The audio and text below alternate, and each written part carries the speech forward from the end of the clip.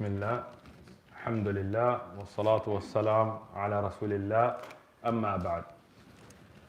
So we continue with our durus on the science of grading a hadith, mustalah al-hadith, the terminology used in grading hadith. Now, I told you guys that one of the shortcomings a lot of tullab ilm and those who maybe not be tullab ilm but think they are, is that they think of a hadith only as sahih and da'if and maybe mawdu' if they really know their stuff. But there's a lot more to the science of grading a hadith than that. We talked about the shurut of a sahih hadith, right? And we remember the 5 shurut, right? And we talked about what violates them. What are the types of weaknesses in the sanad, breaks in the sanad, in the defects in the adal of the rawi, in the defects of the dabt of the rawi, in the ilal, in the matan, in shudud and manakir, like those ahadith that are irregular because they go against a big number, or those that are weak and go against stronger narrations, right? That's all looking at authenticity.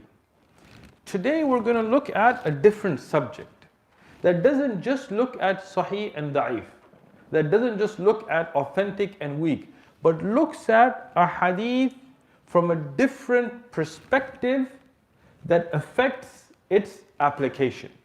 طيب? باعتبار, by looking at the اعتبار of the طرق وصوله إلينا. يعني looking at how many chains brought the hadith to us. طيب, now I want you to take a step back. What is the whole point of this ilm al-rijal and mustalah al-hadith and checking hadith? To make sure we are not attributing to the Prophet ﷺ that which he ﷺ didn't say. Because if you attribute a lie to Rasulullah ﷺ knowingly, as we know from the Mutawatir hadith, and we'll talk about what that is today, what a Mutawatir hadith is, but from a hadith that there is no doubt to, you are making your place in the hellfire. And if people get up and give khutbah, they mention a hadith that Rasulullah didn't say, even though they mean good, they're making their place in hellfire.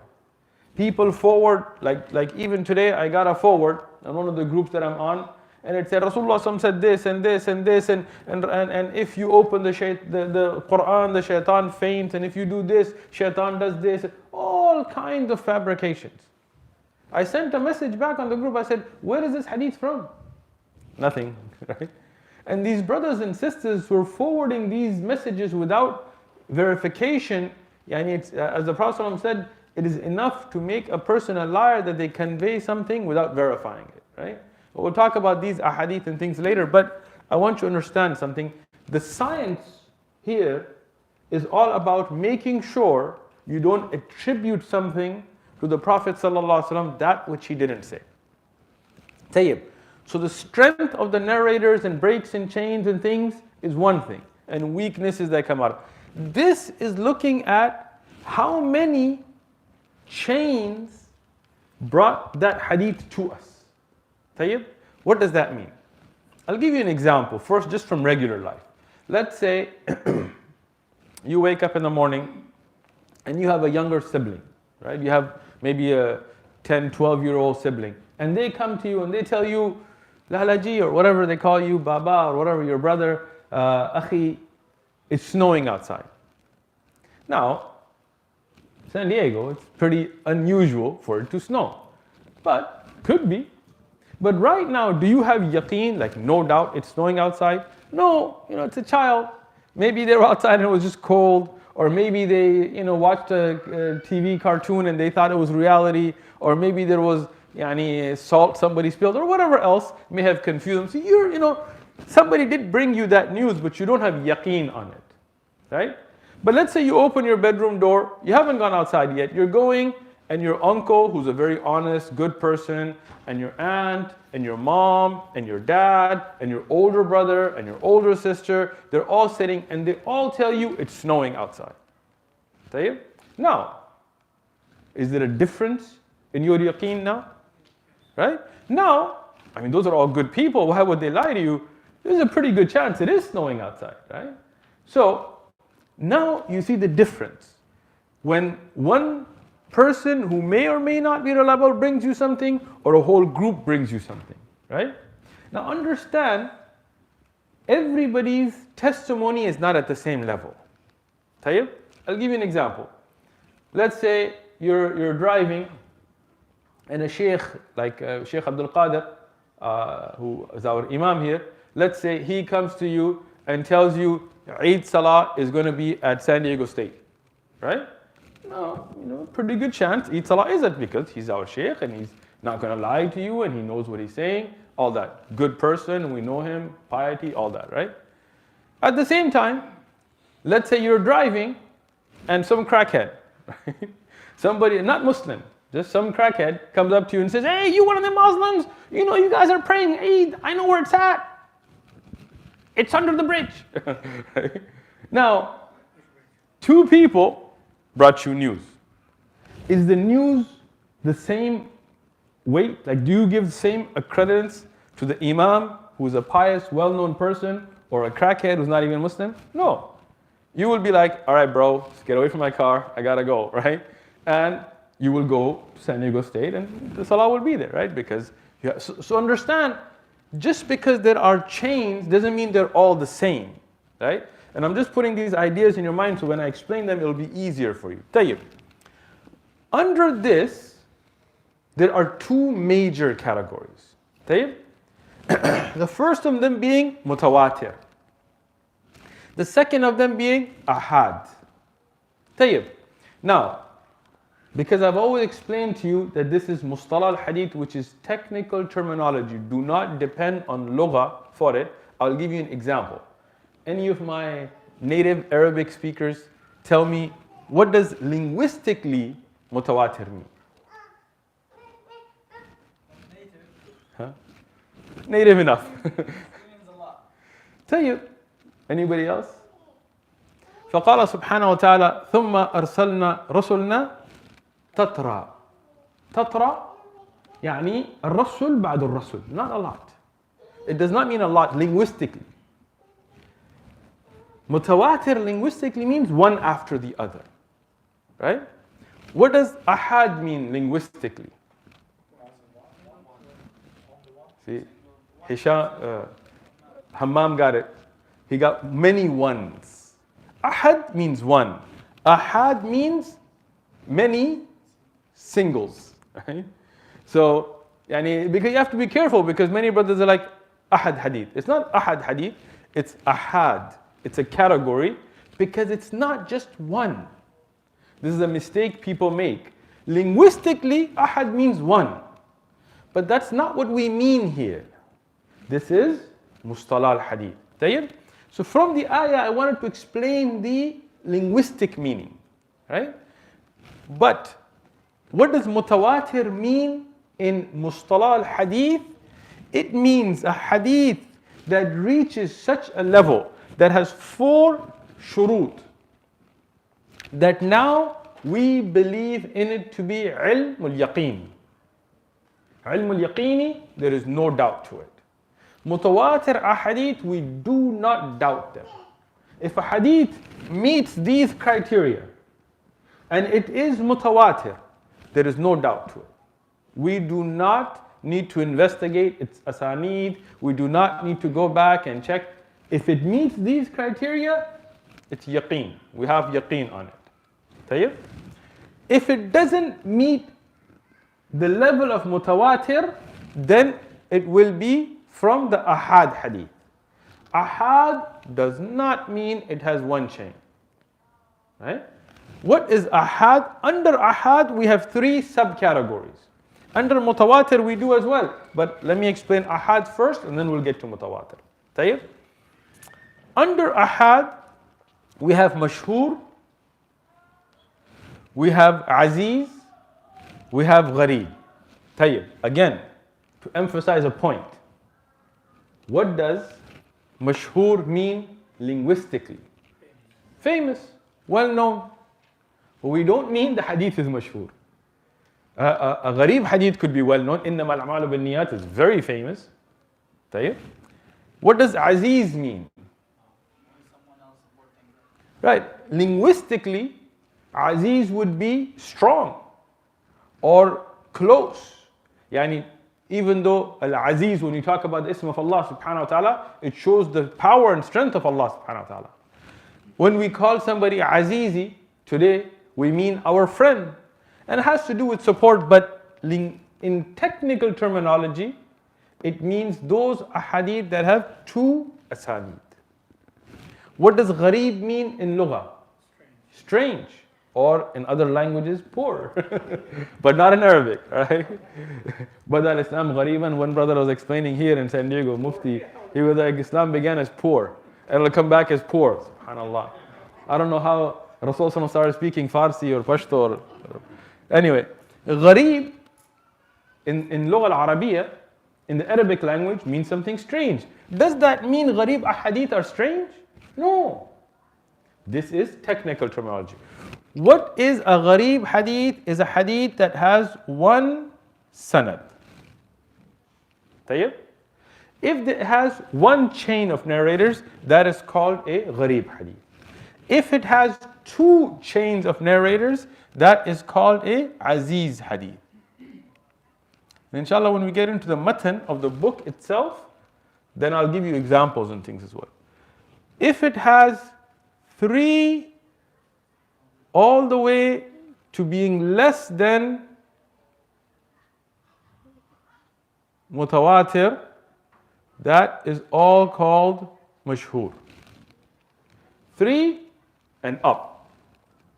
All the way until it meets the criterion to be mutawatir. Tayyib. So now, so all of you are clear now, inshallah. Gharib, one chain. Aziz, two chains. Mashhur, 3, 4, 5, 6, 7, until it reaches mutawatir. Once it crosses into mutawatir, then it's not in the ahad hadith. Ahad hadith are not one hadith. It doesn't mean there's one chain. Aziz has 2 chains, still from ahad. Mashhur could have 7, 10 chains, still from ahad. طيب? Ahad hadith are ilm al-nadari, or ilm al-daruri as we call it. What does that mean? It's ilm, but you need to investigate it. If ahad hadith comes, we need to check to see if it's authentic. We need to check the sanad. We need to check the rawat. We need to check which books is it in, which ulama accredited, what was said about it, where are the breaks, where are the chains, where are the adal and dabt, all of that. Why? We cannot just guarantee it's authentic. But if it reaches mutawatir, no doubt it's authentic. No need for other checking. طيب? Now, let me ask you a question now. Let's say there is a chain, and we like to use the boxes for the narrators just to make it easy. طيب? Coming from Rasulullah sallallahu alaihi wasallam.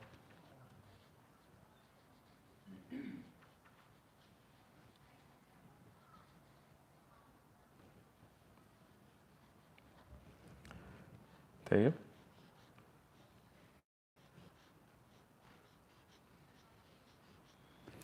So, Sahabi, Tabi'i, Taba Tabi'i, another Rawi past that. Sahabi, Tabi'i, Taba Tabi'i, another Rawi past that.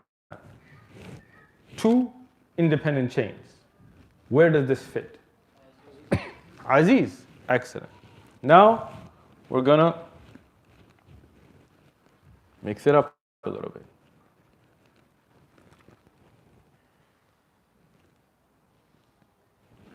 طيب.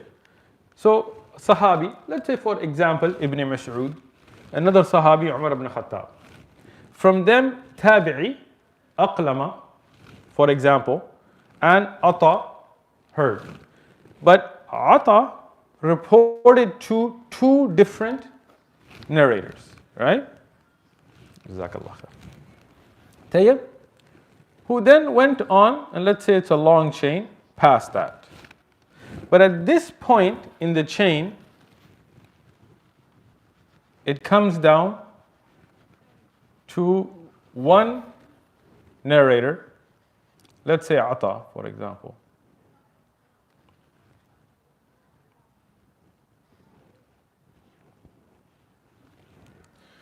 طيب. How many chains? We have khilaf ulama. We hear Aziz and we hear Gharib. Huh? طيب, how many of the brothers think Gharib? Raise your hands.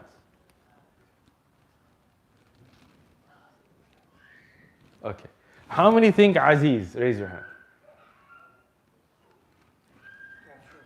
I heard names. This is Gharib. Why? Even though there are two chains.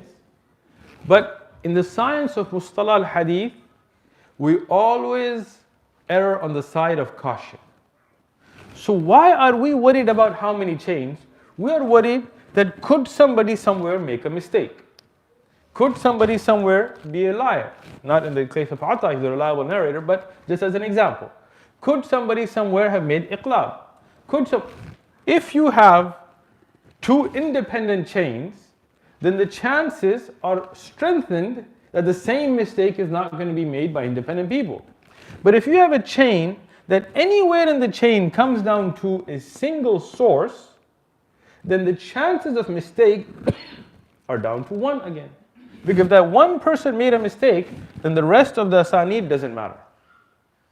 This could be 100 chains past him. This would be a gharib hadith. Tayyib.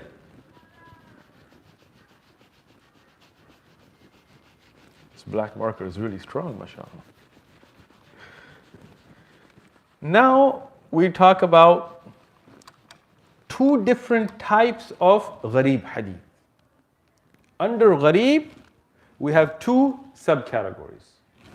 Al-fard al-mutlaq and al-fard al-nisbi. Al-nisbi, nisba, we attribute to it. Mutlaq, mutlaqan, yani no doubt. What does that mean? If a hadith, for example, إِنَّمَا الْأَعْمَالُ بِالنِّيَّاتِ, it comes from Umar ibn Khattab radiallahu anhu, only one Sahabi, right? From Alqama and so on and so on. It comes through one chain, and then later it becomes many chains.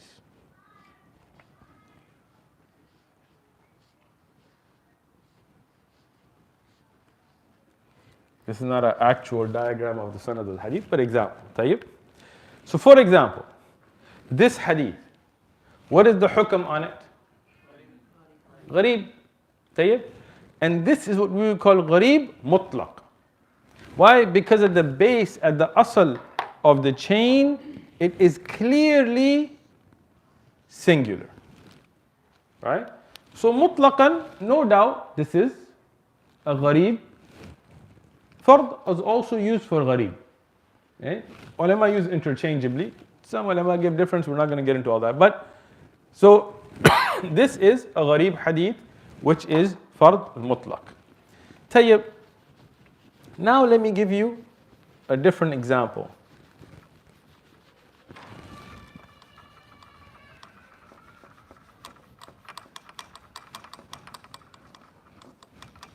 Use a different marker. Tayyib. So let's say there are 3 of the Sahaba, and they tell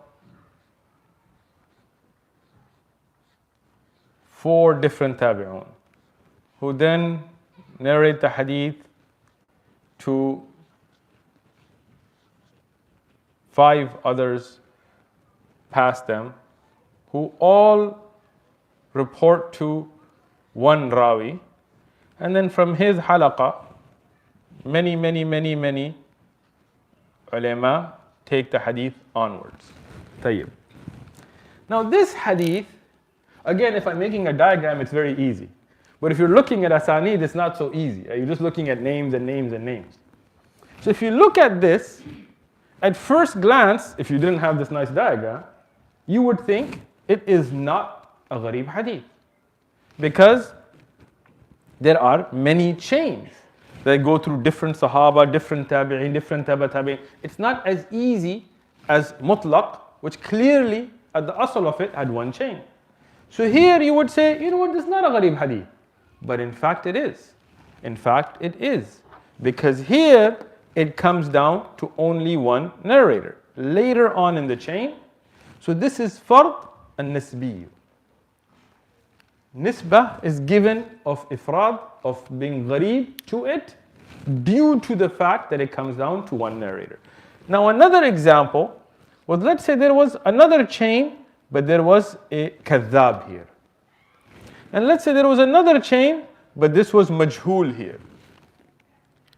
Now you have 3 chains, but many ulama looking at this said, this guy's a liar, this guy is not known. You know what? This is a gharib hadith to us. Because only one thiqa, one reliable narrator. So this is not mutlaqan, but it can be put under gharib because only one reliable narrator, so the chances of mistakes and all that still go down to 1. Or if all the people that narrated it were all from one halaqa, they sat with one sheikh, right? But they narrated from different shuyukh, but they were all from one area, one masjid, one madhab, right? One nationality, meaning, I mean, obviously in Islam at the time we didn't have like countries, but you had aqwam, right? Let's say everybody who narrated it was from Turkmenistan. Nobody but people from Turkmenistan. Here the ulama get worried. How come nobody but these people narrated the hadith? And could it be that amongst them somebody made a mistake and it spread? They said this is gharib. Only Shafi'i people narrated it. I would say that's interesting because in hadith we don't have Shafi'i hadith and Hanbali hadith. And no, hadith are for all of the Muslims. So if only one madhab or only Mu'tazila, for example, narrated it, then again it can be considered gharib even if it has multiple chains, and that's called fard or nusbiyu. And nasbiyu, nasab or nisba is given to it. You good? Everybody got that? Tayyib, let's say it made it where it's not one chain, it's not 2 chains, it's not 3 chains, there are many chains where we can get it to be mutawatir. How many chains do you need for it to be mutawatir? Anybody? 7? Anybody? Tayyib, we cannot give a number. Why? There is no particular number in ahadith. You can't, like many ulama, they took 7, some took 10, some took 40, some took 70, some took 3. I've read all kinds. But none of that has any basis. So what is the correct opinion, as Ibn Hajar al-Asqalani mentions in his book as well, is there is bila adad muayyan. There is no particular number. It has to meet these 4 criteria. Where is the 4? Tayyib. Hold on. I think I skipped one.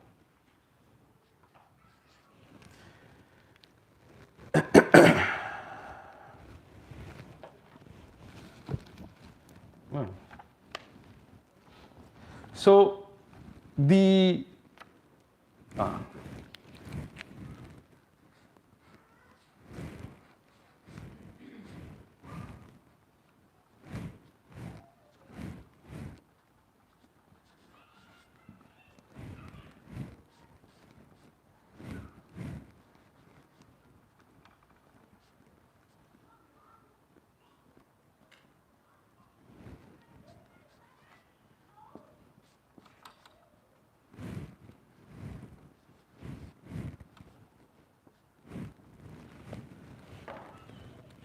the first is kathratul adad. It has to come through many chains. Now, remember the example I gave earlier about Sheikh Abdul Qadir and a crackhead bringing you news? So that tells you that not every narrator. So if you get 5 independent chains, all of them huffaz, memorizers of hadith, all of them thiqa, all of them udul, all of them from the best of the narrators, and there are 5 chains, all independent, all from different regions, going through different sahaba, different tabi'un. Can we take this? Of course. How is it going to be that all these honest, reliable people that don't even know each other came on the same lie or the exact same mistake? And if they bring the exact same wording, we can accept that. If we have 10 chains, but they're weak narrators, they're narrators that don't meet that criteria where we can have yaqeen on them, maybe it will not meet mutawatir because of the caliber of the narrators. Right? Because mutawatir is ilm al-yaqeen. It has to be fully believable. So if they're weak narrators, even if they're 10 chains, we may not accept it. But if they're strong huffaz, even with fewer chains, it will reach mutawatir.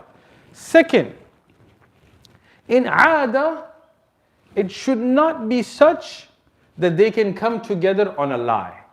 Aada means in regular customs. What does that mean? So if all of them are from China, for example, because I don't offend anybody, right? No Chinese Muslims here, I'm assuming.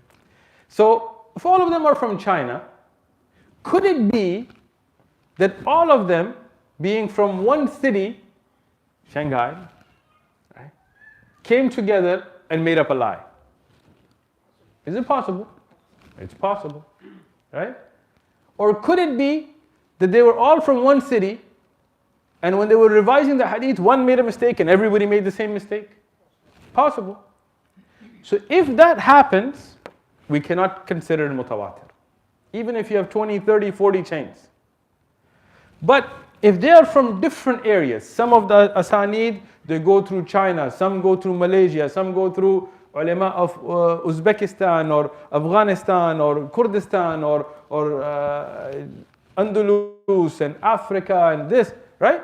Different areas, people that never met each other, people that didn't know each other, reliable narrators from different aqwam, different madahib, and they all bring to you the exact same wording, no doubt this is true. It is not in aada that somebody went and traveled all these lands and convinced all these people to come together on a lie. No. Yeah? So it has to meet this criterion as well. Third, hissu. It has to be reported through the senses. What does that mean? It cannot just be عن النبي صلى الله عليه وسلم. It has to be سمعت رسول الله صلى الله عليه وسلم, رأيت رسول الله صلى الله عليه وسلم, أخبرني رسول الله صلى الله عليه وسلم, أخذ رسول الله صلى الله عليه وسلم بيدي. You see, in a hadith where he says, I heard Rasulullah صلى الله عليه وسلم, because in mutawatir we have to have yaqeen. If the wording is such that we're not even sure the sahabi was actually there or not, we can't have yaqeen on it. But if the sahabi says, I heard him, سمعت, okay, he used his senses. What sense did he use? Hearing. If a sahabi says, رأيت رسول الله صلى الله عليه وسلم, what did he use? Sight. If he says that أخذ رسول الله صلى الله عليه وسلم بمنكبي أو بيدي, Rasulullah took me by my shoulder or my hand. So now we know for sure he was there, because he talks about being taken. If Rasulullah's hand touched his hand, he was there. So the senses have to be used. What if he said, I smelt the beautiful smell of Rasulullah sallallahu alaihi wasallam, right? So these prove to you that the one who's reporting the hadith was physically present. And that's a shart for mutawatir. The last, كثرة من الابتداء إلى الانتهاء. The number of great chains has to be from the beginning all the way to the end. If at any time the number shrinks down to where it cannot qualify, we will not take that as mutawatir. Tayyib. Now take a step back and think about this. How precise is this? We have a hadith, for example, من كذب علي متعمدا فليتبوأ مقعده من النار. This hadith, mutawatir, with more than 70 asanid. More than 70 independent, authentic, most of them, asanid. So that means from 70 independent chains, different tribes, different people, different areas, exact same wording. Now you tell me, how could that not be true? I mean, that is ilm al-yaqeen. We believe that Rasulullah said that, no doubt to it.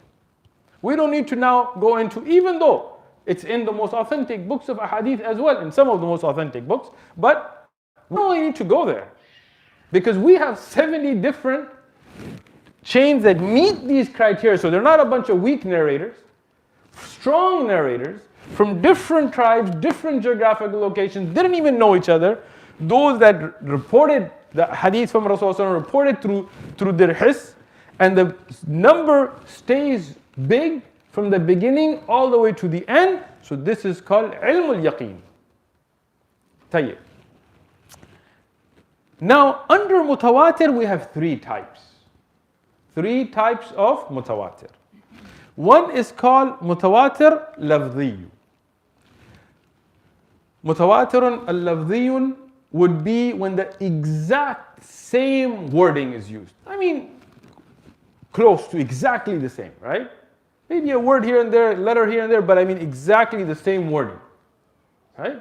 There's a very strong chain.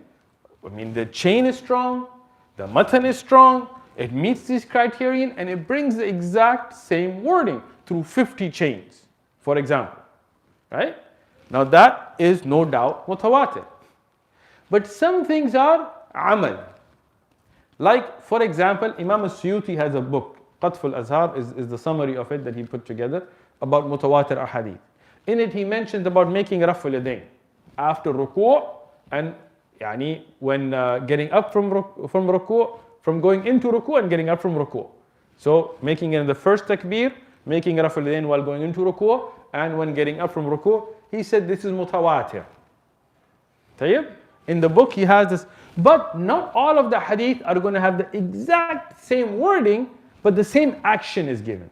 One Sahabi will say, I saw Rasulullah sallallahu alaihi wasallam, he folded his hands, and then when he went to go into ruku', he lifted his hands going into ruku'. And when he got up, he lifted his hands getting up from ruku'. Another Sahabi will say, I saw Rasulullah begin the salah by raising the hands and recite al-Fatiha and recite a surah. And then when he was going into ruku', he raised his hands. And when he was getting up from ruku', he raised his hands. Now, the one had additional information, so the wording is not exactly the same, but the same amal is given. Ibn al-Qayyim and others have mentioned 52 asanid regarding raf al-yadayn.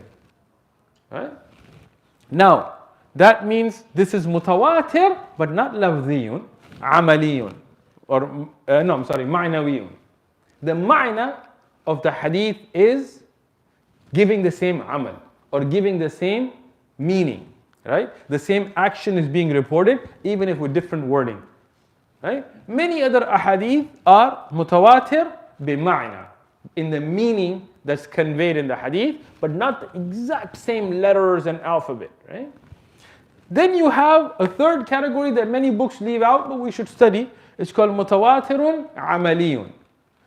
Amaliyun here means it was an action that was done by so many people that it reaches the level of tawatur every year, every time, since the time of Rasulullah sallallahu alaihi wasallam till our time.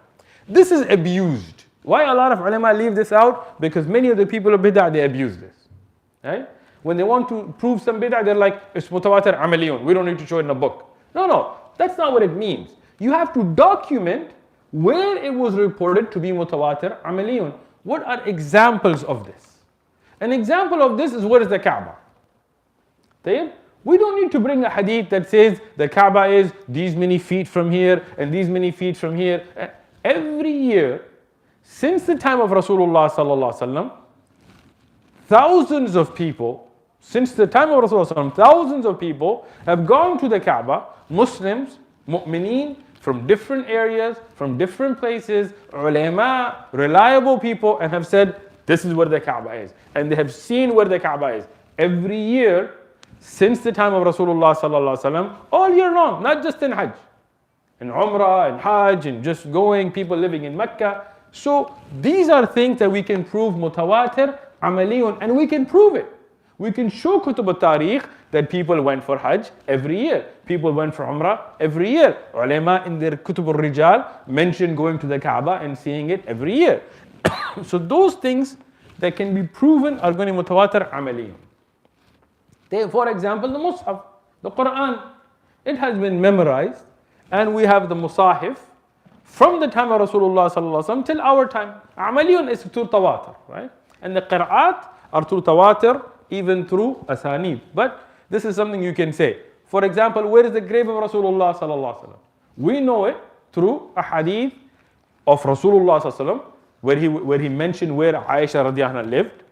We know it through a hadith of Sahaba that he was buried in the house of Aisha radiallahu anha. We know it through many of the Sahaba who mentioned where the grave was. But we also know it through Mutawatir Amaliyun, because every year people went to the grave of Rasulullah sallallahu alaihi wasallam, sent the salam ala nabi to Rasulullah sallallahu alaihi wasallam, and mentioned where it was, and the kutub of tariq have documented that. So these are the three different types of mutawatir. Tayyib, so summarize. Under this type of checking, we're not just looking at authentic and weak. We are looking at where yaqeen can be brought and where investigation needs to be. If it goes to mutawatir, we have yaqeen, ilmul yaqini, because it comes through so many different chains. It comes through different areas, different people that could not have come together on a lie or a mistake. It was reported through the senses, and this big number was from the beginning of the sanad all the way to the end of the sanad. So this hadith is mutawatir, ilmul yaqini, we have no doubt on it. Now, it could be mansukh. I'm not saying it's muhkam. That's a different issue. But it is no doubt an authentic, reliable hadith, higher level than even sahih. This is mutawatir. Tayyib. And it can be lafziyun, exact wording, or ma'nawiyun, the meaning is given of an action or a saying, or amaliyun, an action that has been happening since the time of Rasulullah till our time, meeting these criteria. If it doesn't meet mutawatir, then it goes under ahad, a hadith. The top category coming down from mutawatir will be mashhur, which is 3 independent chains up to mutawatir. As long as less than mutawatir and more than 3 and more, this will be mashhur. If it falls under that, there's only 2 independent chains, this will be aziz. If there's only 1 independent chain, this will be gharib. Gharib has 2 subcategories. One of them, mutlaqan, clearly from the beginning of the sanad, from the asl of the sanad, it has 1 chain. Or it had a 1 person that it came down to later in the chain, or people from 1 nationality, or 1 qawm, or 1 madhab, or they were all weak except 1 thiqa narrator, and so on. This would be fard al-nisbiyu. Tayyib. If it's gharib, does that mean it's weak? No. But does that mean you need to investigate it? Yes. إِنَّمَا الْأَعْمَالُ بِالنِّيَّاتِ is a gharib mutlaq hadith. Even though it's sahih, it's in al-Bukhari. If it's mutawatir, does it mean it's authentic? Yes. That means there's no investigation needed past that. If it can meet these criterion, it's not a bunch of weak narrators. If it meets these criterion, no doubt it's authentic. Tayyib? So if somebody tells you it's reported in a hadith mutawatir, then understand what that means. And if somebody tells you it's a mashhur hadith or a aziz hadith or a gharib hadith, understand what that means. Inshallah, this will be it for today. Jazakumullahu khairan.